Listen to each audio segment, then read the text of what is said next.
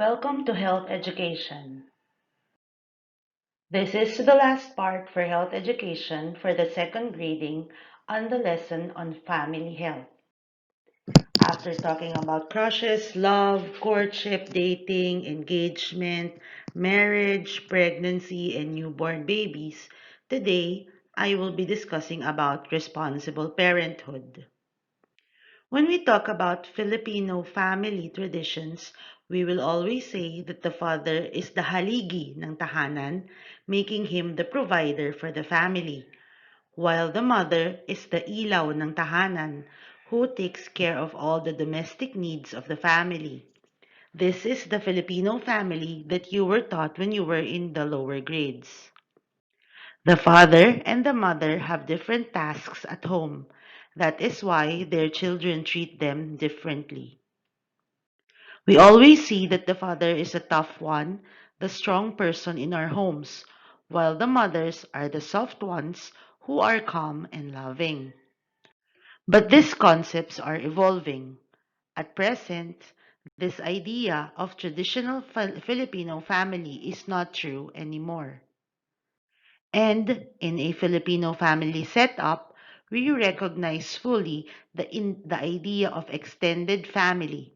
We have this way on how we connect people being part of our family in degrees we know exists.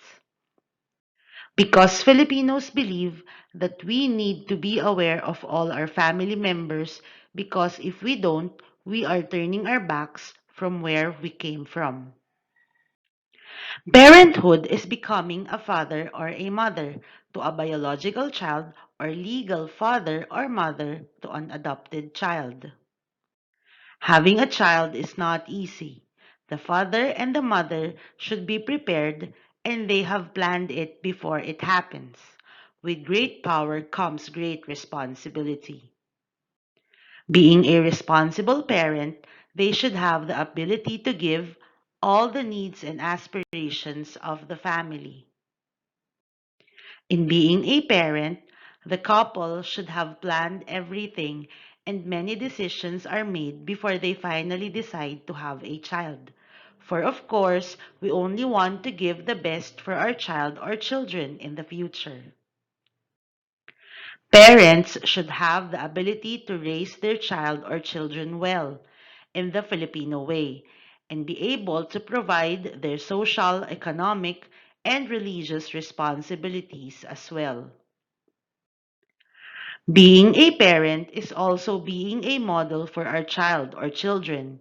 We should be good role models where they can copy their values and we have to discipline them and train them to be able to live in our world today. These are the factors you should consider when thinking of being a parent. First is that there should be happiness and stability on the marriage.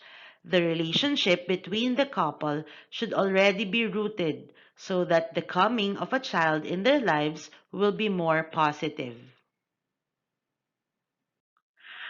Both of them should also be physically and emotionally prepared, especially the wife. She should be prepared to carry the child inside her for 9 months physically and emotionally. And the father should also be prepared and be mature enough to support his wife during the pregnancy. They should also be financially ready.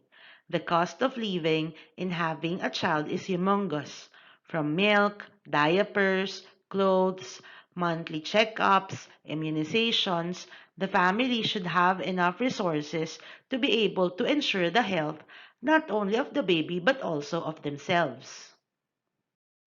Being responsible for oneself is different from being a responsible parent. You should be aware that whatever decisions you do, it will not only affect your life but also the lives of the people in your family. We are having this lesson in order to equip you with knowledge so that when you are to make decisions, you have accurate and reliable information. Deciding how many children you want to have and child spacing should be decided both by the father and the mother, for they are the ones who know if they can provide for these children in the future. Their situation is different, and their decisions should be based on their situation. They can be rich and can be able to provide for many children or not, so that they have to stick with less number of children. The couple are the ones responsible with their decisions and their behavior towards each other, and having a family also depends on the stability and maturity. They can always look around them and also look at their capabilities in order for them to decide on what will be good for them and their growing family. Creating a family is an important decision that demands the couples to be prepared in all aspects of their lives. Being a mother or a father is not naturally occurring. You can say that you can be a good parent because you took care of your pamangkins before. Being a parent requires maturity and preparation. Parenthood is a continuous decision, from choosing your partner to deciding how many children you want, to child spacing, to be able to provide the best for the child or children you want to have in the future. As parents, or soon to be parents, you have to make sure that you will be able to give your child or children the best ever possibilities that life can offer for them. Children have special needs, which is why we have to prepare for their arrival in our family. Giving them enough nutrition, emotional support, affection, mental stimulation, social involvement, and being able to support their creativity are just some of the needs that we should be able to provide as responsible parents. These are some of the duties and responsibilities of parents. Parents should provide physical care and love for their children from prenatal care.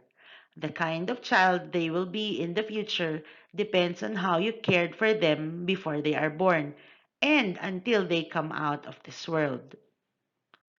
It is also the duty of the parents to inculcate discipline to their children, starting from they are babies. Once they are trained the difference of right and wrong, how to respect other people and respect themselves as well, and a clear understanding of freedom, then your child will be able to venture to this world easily. Also, a duty and responsibility of the parents is to develop in them a sense of others, that they should know how to be sociable and be able to adapt themselves with the experiences that they face and be able to learn from it.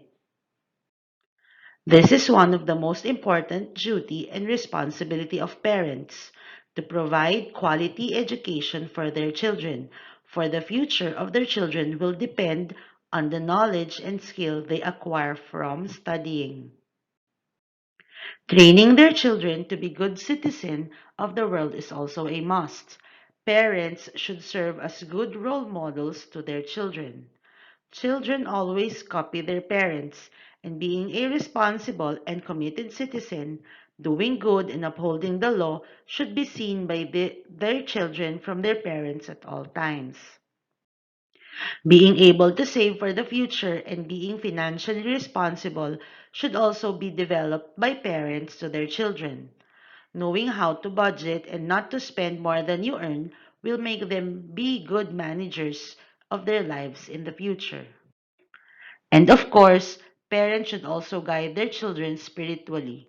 Praying, going to church, being thankful, and God loving should be inculcated in their lives of the children as well. On the talk on family size, in Filipino family tradition, this is always the matter. When you come from a big family, you would also want to have a big family. When you come from a small family, it is mostly decided that you will also have a small family in the future. But things are changing, and people are more critical on making these decisions today. They depend their decisions on health, economy, population, politics, and the likes. A small family consists of the parents and at most two children. More than that, it is already considered a big family. If the couple always wants to have fun and laughter in their house, then they would decide to have a bigger family in the future. But if the couple only wants to have a quiet life, then they will decide to have less children whom they can provide all the needs and comfort in the future. There are different family structures that our society already accepts nowadays. The nuclear family, composed of the father, the mother, and the child or children. Blended family is when two families are combined. This mostly happens when the couple remarried and have previous child or children in their past marriage. But couples can also be called family even if they don't have a child. While extended families are very common in the Filipino culture, where the grandparents, uncles, aunts, cousins live in just one house. There are also adoptive families, where couples adopt children instead of bearing their own. This could be because they are infertile or it can also be a choice. Even single parents are already accepted in our society too. Again, this can be because of the mother or the father died early and left the child to the custody of the living parent, or it is a matter of choice to live and provide singly for their child or children. So, what are the effects of family size to the health of the family members? With regards to nutritional status, if a family is big, there is a tendency of less food served for each person because many will share, affecting the overall state of the body conditions of each member. If there are a lot of people in the family, the spread of communicable diseases is inevitable. People coming from bigger families tend to do risky behaviors because they are not given enough attention inside their families. Being given healthcare is also minimal because of the size of the family. This is mostly overlooked. For your activity, it will be posted in your FB group, so stay tuned. For assessment, kindly check your FB group for the link. This is the last part for health education for the second grading. Thank you, and I hope you've learned something from watching this video. Stay safe, everyone!